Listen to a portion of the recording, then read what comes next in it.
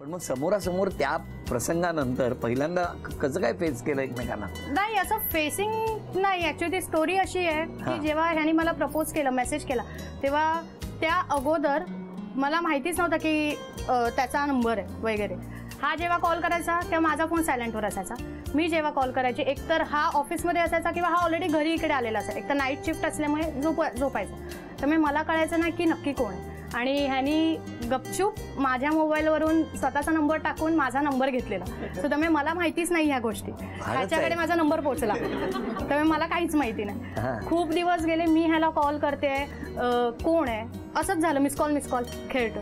आणि मी चिडून म्हटलं आता जर फोन उचलला ना तर म्हटलं बडबडायचं, कोण आहे, रोजच्या रोज कॉल कोण करताय काय. आणि तेवढ्यात फोन उचलला. म्हटलं कोण बोलतंय? मी प्रशांत बोलतोय.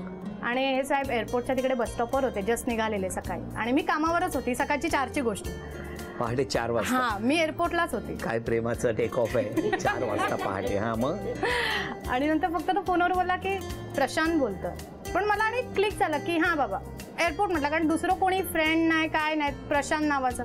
त्यामुळे एवढं काही कन्फ्युजन नाही झालं की कोण आहे काय.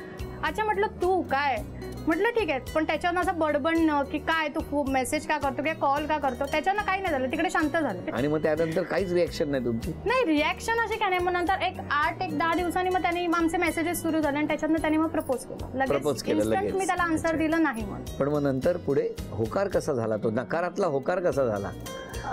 असं काही नाही. मग त्याच्यानंतर आम्ही एकदा 5 जानेवारीला जस्ट त्यांनी विचारलं की आपण भेटूया का. मला सांगा, तुम्ही स्वतःचं काही कॅलेंडर आहे का? माझे डेट चांगले लक्षात राहतात. हो ना. डेट ऑफ अपॉइंटमेंट, कधी मेसेज आला ती तारीख, आणि आता 5 जानेवारी. काय झालं 5 जानेवारीला? मग त्यांनी मला विचारलं की आपण भेटूया का. तर म्हटलं ठीक आहे. मग मी बोरिवलीला आलो. का असंच. अरे आता त्यांनी एवढं नकार पाठवलं. सुट्टी कॉमन होती ना, एक सुट्टी कॉमन होती ना. मग काय भेटायचं ठरलं? हा, मग भेटायचं ठरलं. कुठे भेटले? बोरिवलीलाच.